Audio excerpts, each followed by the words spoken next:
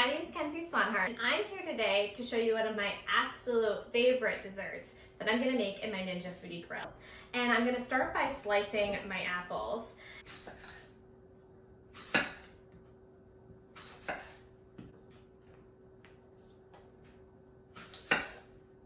Now that I have my apples sliced, I'm going to go ahead and mix together some of my ingredients in a medium mixing bowl. So I'm going to place my apple slices in. Now the reason we're adding lemon juice is to keep the apples from browning prematurely. And you want to add about a tablespoon of lemon juice. So I just sliced it in half. I'm going to put it in this nifty little thing. And a tablespoon of our sugar and cinnamon mixture. So this is granulated sugar, this is brown sugar, and this is cinnamon. Now this is going to add a nice depth of flavor. That cinnamon is so warming and works perfect with the apples. And then our sugar is going to add that nice sweetness. Pinch of salt.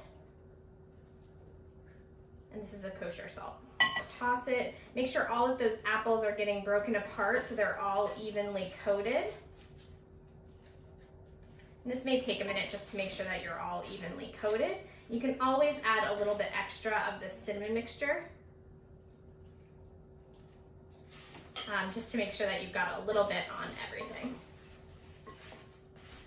Pre-made biscuit dough. And you can use your favorite, and of course, if you love a homemade dough, you can make your own as well.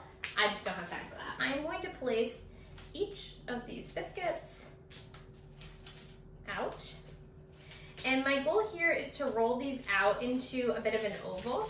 This is going to give me enough space to place my apples in the center, and then I can create little pockets. Okay, now that we've got our rounds, I'm just kind of going to scoot them over, and I'm going to start to preheat my unit. So I'm going to turn it on, and I'm going to go to grill low. I'm going to go down to 6 minutes. Divide my apples in between each of these, leaving some space on the outside. I'd say about a half of an inch to kind of pull it all together. Now my favorite thing about this is if you have some extra apples, you can just take a snack because cinnamon sugar apples are absolutely delicious. The next step is going to be to actually make our tartlets. So what we're going to do is fold up our dough around our apples. And if you found you've added too much apple, just take one out. And once you get to the center, you're just going to kind of pinch it all together. Try again, do the same thing.